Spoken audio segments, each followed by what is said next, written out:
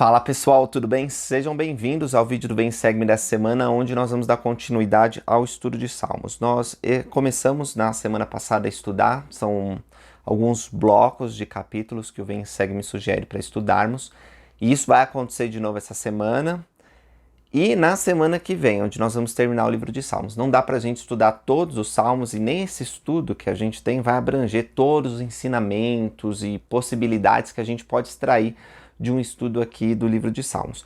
E aí, os blocos que ele sugere para estudar são Salmos 49 até o 51, 61 a 66, 69 a 72, 77, 78, 85 a 86.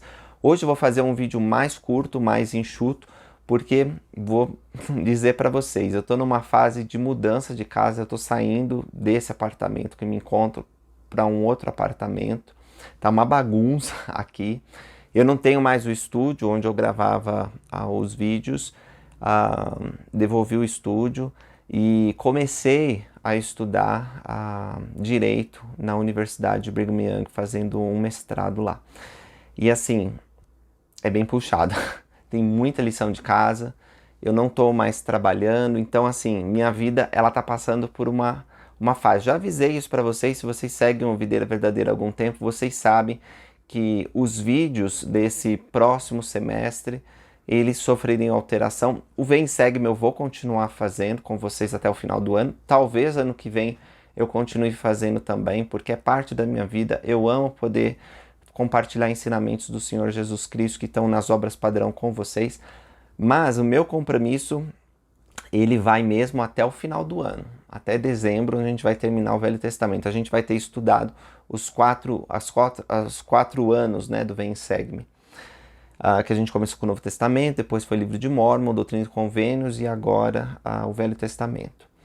E os vídeos, especialmente hoje, vai ser um pouco mais curto. E aí eu vou pedir para que vocês estudem pessoalmente, como sempre enfatizo, né, mas é bem importante que vocês não fiquem apenas aqui no vídeo do Lucas Guerreiro no canal Videira Verdadeira, que vocês estudem para que possam extrair aquilo que Deus quer ensinar para vocês na sua vida pessoal. Hoje vai ser um pouco mais curto por causa dessas circunstâncias, além de toda essa mudança que eu estou envolvido, né? Uma nova escola, mudança de casa, tem também os chamados da igreja, e o chamado que eu tenho agora de fazer parte do Sumo Conselho exige várias reuniões na estaca e também na ala. Então, eu já peço desculpa para aqueles que gostam de um vídeo de 40, 50, 60 minutos, que hoje o vídeo ele vai ser mais reduzido. Eu sei que alguns de vocês gostam de um vídeo mais enxuto, então essa parte dos seguidores vai ficar feliz. Tá bom? Vamos lá. Salmos 49, 6 a 7, o seguinte: aquele que confiam em seus bens e se gloriam na multidão de suas riquezas, nenhum deles, de modo algum, pode remir seu irmão ou dar a Deus o resgate dele. Nós somos limitados. Por mais que uma pessoa seja rica, tenha acesso aos melhores tratamentos, ninguém pode salvar o próximo. Ninguém pode perdoar pecados. Só Deus pode fazer isso. E a gente vê no Novo Testamento o embate dos fariseus com Jesus Cristo com relação a isso. Mas Cristo é bem claro. Ora, para que saibais que o Filho de Deus tem poder para perdoar pecados, ele diz ao paralítico: levanta-te, toma teu leito e anda. Um dos milagres mais significativos para o meu modo de ver, né? Foi tão claro, mostrando o poder de Deus, tanto para perdoar pecados quanto para curar o corpo. E eu amo esse milagre por muitos motivos, mas eu lembrei agora por causa dessa passagem aqui. Nós precisamos confiar em Deus, nós somos limitados, precisamos dele, da sua graça divina. O 12 diz: todavia, o homem que está em honra não permanece, antes é como os animais que perecem. Então, mesmo que o homem tenha muita pompa, glória, contas milionárias, ele é que nem os animais, vai morrer do mesmo jeito. Mas Deus redimirá a minha alma do poder da sepultura, pois me receberá. Então aqui o salmista está testificando que Deus ele tem poder para nos redimir. Porque quando morrer, nada levará consigo, nem sua glória acompanhará. Como é vão o homem confiar no braço da carne, ou nas coisas dessa terra. Não significa que a gente não tem que fazer bom uso da medicina, da tecnologia, dos recursos que nós dispomos, né? Que nós não temos que procurar uma vida melhor para nós e para os nossos entes queridos, com mais conforto, até para que, por meio das riquezas, se nós desejarmos, nós possamos servir o próximo, ajudar nesse mundo cheio de sofrimento, de pobreza. Mas todas essas coisas nem se comparam ao poder de Deus. Como o homem é finito e ilimitado. E muitas vezes a gente vai ver o salmista expressando essa ideia, como o homem é pequeno, como é insignificante e como Deus é poderoso, bondoso e um verdadeiro Salvador. No Salmo 50, eu separei o versículo 3 e 5 que diz: Virá o nosso Deus e não se calará. Um fogo se irá consumido diante dele, haverá grande tormenta ao redor dele. Que o salmista está profetizando a respeito da segunda vinda. Chamará os céus lá do alto e a terra para julgar seu povo. Ajuntai-me os meus santos, aqueles que fizeram comigo um convênio com sacrifício. Então aqui ele está falando que na ocasião da segunda vinda de Jesus Cristo, haverá uma coligação dos santos para receber o grande juiz. No Salmo 51, tem misericórdia de mim, ó Deus, segundo a tua benignidade, apaga as minhas transgressões, segundo a multidão das suas misericórdias. Lava-me completamente da minha iniquidade, purifica-me do meu pecado, porque eu conheço as minhas transgressões, e o meu pecado está sempre diante de mim. Contra ti somente pequei, e fiz o que é mal à tua vista, para que sejas justificado quando falares, e puro quando julgares. Eis que em iniquidade fui formado, em pecado me concebeu minha mãe. Deixa eu parar um pouco aqui e explicar que o versículo 5, quando diz eis que iniquidade fui formado, não significa que as relações sexuais, especialmente entre homem e mulher legitimamente casados, né, elas são de alguma forma um pecado. Algumas correntes religiosas dizem que o pecado de Adão e Eva foi a relação sexual, que tem a ver com alguma coisa disso. Nada a ver. Porque Deus ele ordenou que o homem e a mulher se multiplicassem. E a relação sexual é que permite essa multiplicação. Não estou dizendo que a relação sexual é unicamente para fins de reprodução. Como nós lemos também na Bíblia, o homem tem que se apegar à mulher e a mulher ao homem para que sejam ambos uma só carne. Ou seja, essa fusão do corpo entre o homem e a mulher é também uma fusão emocional, espiritual. Cria um elo onde um pode ajudar o outro. Então, é uma coisa sagrada que deve acontecer dentro dos laços do casamento. E como vocês podem ver, não é apenas para fins de reprodução, que certamente é o fim mais importante, né? Afinal, Deus quer enviar os espíritos que estão lá no céu para a terra, para que tenham a oportunidade de passar pelo teste mortal e receber a glória eterna. Então, nós precisamos entender que as relações sexuais, elas não são iníquas quando devidamente realizadas dentro do casamento. Quando ele diz aqui que iniquidade foi formado, significa que todo homem, toda mulher que nasce, se torna um homem decaído, uma mulher decaída. Um homem e uma mulher natural, sujeito a tentações, a fraquezas. E nesse teste mortal, todos nós temos desafios. Diz aqui, não me lances fora da tua presença e não retires de mim o teu espírito. Então, embora nós sejamos pecadores, embora nós sejamos miseráveis, nós podemos clamar, como fez o salmista aqui, para que o Senhor não se aparte de nós. E aí está uma coisa interessante que muitos de nós não entendemos, que ter a presença de Deus, para termos a presença de Deus, para clamarmos por sua graça divina, nós não precisamos ser perfeitos.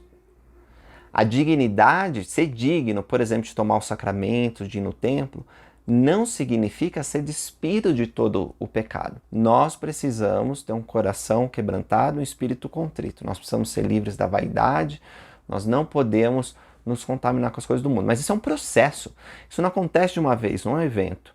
E nesse processo, se nós estamos nesse processo, ou seja, constante arrependimento, nós estamos dignos.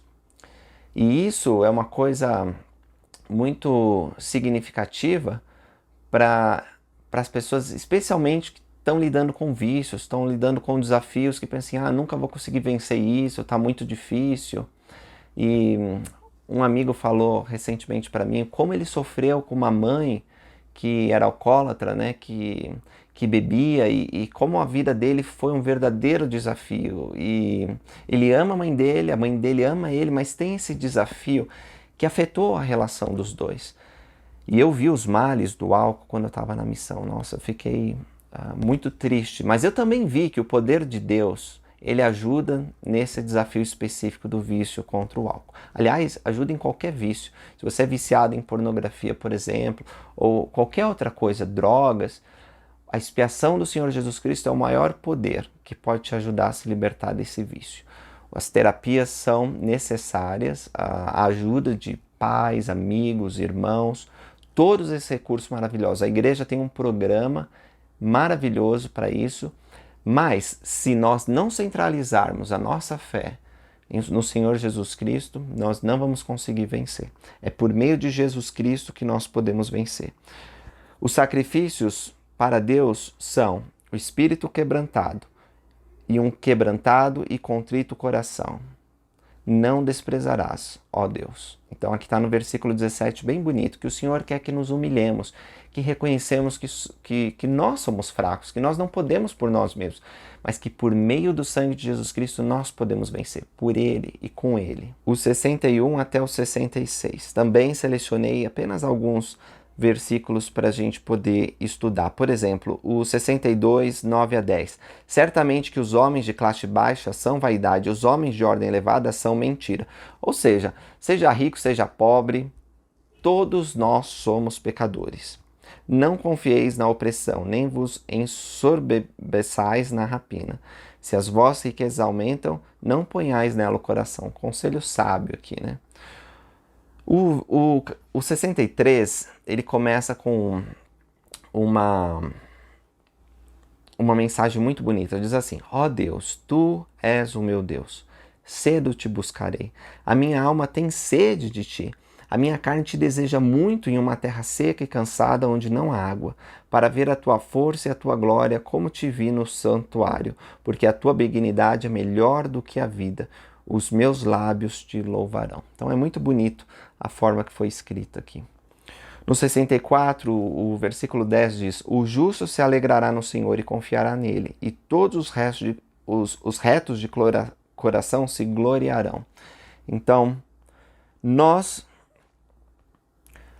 podemos nos regozijar nas coisas do Senhor e ter verdadeira felicidade. No 65, 3, prevalecem as iniquidades contra mim, porém tu expias as nossas transgressões. Então não desista. Não desista se você cair e cair de novo e cair de novo, porque Jesus Cristo pode expiar as suas transgressões. Bem-aventurado aquele a quem tu escolhes e fazes chegar a ti, para que habite em teus átrios.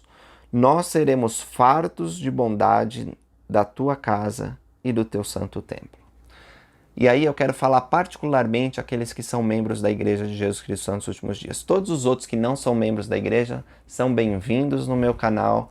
Eu gosto muito que vocês assistam. Inclusive, tem alguns irmãos que são de outras religiões que assistem periodicamente, que fazem comentários, que participam, e vocês são uma bênção para nós. Vocês são nossos irmãos, amigos da nossa fé.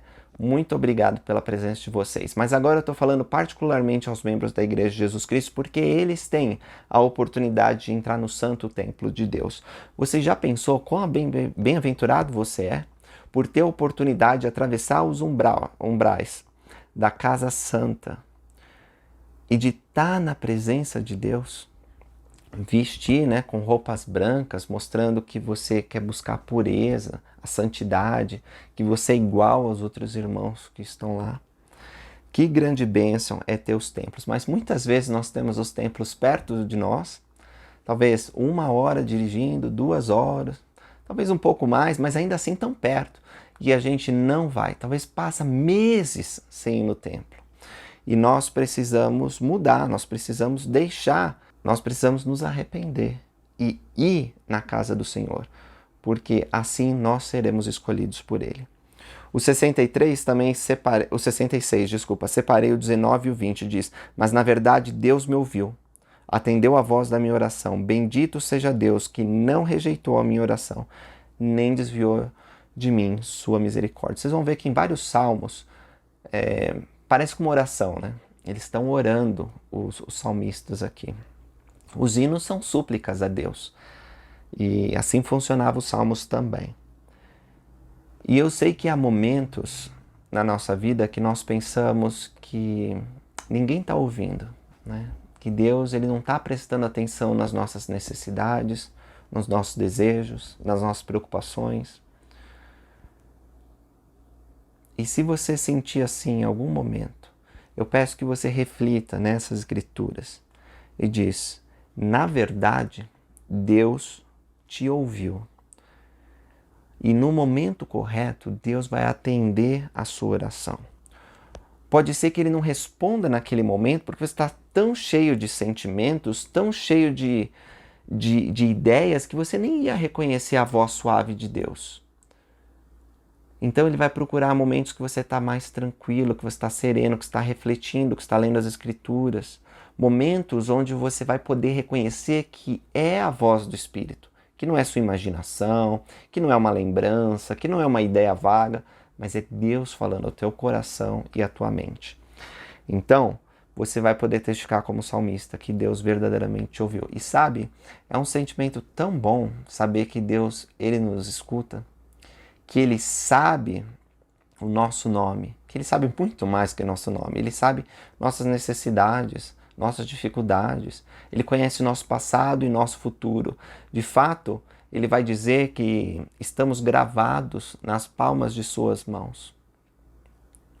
Bendito seja Deus. Essa é a única vontade que você vai ter quando descobrir ou redescobrir que Deus ele te ouve. Você vai querer louvar a Deus e vai dizer, Ele não rejeitou minha oração, nem desviou de mim sua misericórdia. Indo para o 69 a 72, tem muitas escrituras boas lá, marquei várias, né, sobre oração, sobre a perseguição de inimigos e como Deus nos livra, mas no versículo 28 diz, sejam riscados do livro dos vivos e não sejam escritos com os justos. Todos nós estamos no livro da vida, seja bom, seja mal, todo mundo que nasceu está no livro da vida. Mas se nós persistirmos em nossas iniquidades, nós seremos riscados do livro da vida, vamos ser tirados de lá e nós não teremos lugar no grau mais alto de salvação. No 71, 16 diz, sairei na força do Senhor Deus, farei menção de sua justiça e só dela. Quando você tiver um desafio, vai na força do Senhor e Ele vai te libertar como libertou os nossos pais. O 72 é muito bonito porque Davi ele está falando de Salomão e ele compara Salomão com o Senhor Jesus Cristo. Então é um salmo messiânico aqui, né? E diz ali no versículo 20 que acabaram os salmos de Davi, mas depois a gente encontra mais para frente. Então seja lá quem organizou esses salmos, talvez não devia ter posto 72 nessa posição, porque mais para frente a gente vê outros salmos de Davi. No Salmo 77 diz, o teu caminho, ó Deus, está no santuário. Quem é Deus tão grande como nosso Deus? Mais uma vez, o templo é o portal para a nossa salvação eterna. O Deus está naquele santuário. E também o santuário aqui, em sentido mais amplo, é o nosso corpo, é a nossa casa onde nós vivemos com a família. Todos esses lugares devem ser santos para habitar o Espírito de Deus. Só para terminar o vídeo, quero citar o Salmos 85:11, que diz, a verdade brotará da terra, a justiça olhará desde o céu. Se vocês verem Moisés, eu acho que é Moisés 7, eu não separei a escritura aqui, que fala, é uma visão de Enoque, né? Deve ser Moisés 7, eu vou colocar aí no vídeo para vocês, quando eu editar. Mas diz que exatamente isso, que a verdade brotaria da terra e que a justiça olharia dos céus. Então o salmista, ele conhecia essa escritura, que hoje não está no Velho Testamento, mas originalmente eles tinham acesso a isso. E ele está citando aquela escritura. Como que a verdade brotou da terra? Essa profecia já foi cumprida, porque o livro de Mórmon, ele veio da terra, não é? Ele estava enterrado. E um anjo dos céus revelou ao menino Joseph, que traduziu pelo poder de Deus. Então, a verdade realmente brotou da terra. E a justiça veio dos céus porque quantos anjos, quantos personagens celestiais, o próprio Deus e o Senhor Jesus Cristo apareceram nessa dispensação para restaurar tantas coisas necessárias para a nossa felicidade. Então, a verdade brotou da terra e a justiça olhou dos céus. Que maravilha viver nessa época. Salmos 86. Se tem uma coisa que eu quero enfatizar nesse vídeo, é que o Senhor é misericordioso. E no 86:5 diz: Senhor, Tu és bom, pronto a perdoar, abundante em benignidade para todos que te invocam. Então, não importa o que você tenha feito, quem você tenha sido, você pode trilhar o caminho do arrependimento por meio da expiação de Jesus Cristo. Ele tem poder. Nós vamos falar em Isaías, logo no primeiro capítulo, como ele pode tornar os pecados mais terríveis, o pecador mais insano, em alguém santo. Isso é possível porque Jesus Cristo morreu por nós. Então, não perca a esperança com relação a você mesmo. E não perca a esperança com relação a outros, porque Deus, ele não perdeu a esperança. E se Deus, que é perfeito, tem todo o conhecimento e todo o poder, ainda tem esperança para com seus filhos mais desobedientes e rebeldes, por que que nós vamos duvidar que alguém possa mudar, que você possa mudar e deixar esse homem natural de lado? E aí então, eu lembro o Salmo 78, que fala da história de Israel, né? Tem um resumo da história de Israel e diz assim: Deus é misericordioso, perdoou a sua iniquidade e não os destruiu. Tantas e tantas vezes Deus, ele perdoou Israel. Antes, muitas vezes desviou deles o seu furor e não despertou a sua ira. Assim os apacentou, diz lá no último versículo, no 78, 72, segundo a integridade do seu coração, e os guiou pela perícia de suas mãos. Eu testifico que Deus pode fazer isso na minha vida e na sua também. Ele pode nos apacentar segundo a sua integridade, ou segundo a nossa integridade, né? Nós precisamos ser fiéis às coisas que nós conhecemos.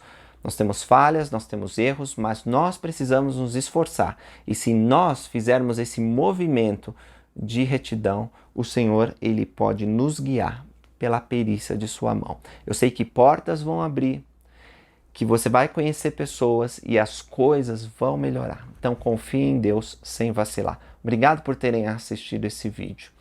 No próximo vídeo eu espero ter mais tempo para conversar com vocês sobre Salmos. Mas eu quero ver aí seus comentários dos salmos favoritos, do versículo favorito dessa semana, a designação dessa semana. Na semana passada vocês falaram de todos os salmos, teve gente falando de Salmo 119, que a gente nem estudou ainda. Legal, gostei, amei ler os comentários de vocês. Mas gostaria de ver dos salmos dessa designação. Qual alguma frase, algum versículo que você gostou, algum salmo que te chamou a atenção, tá bom? Deixa aí nos comentários. Obrigado por assistirem, até a próxima.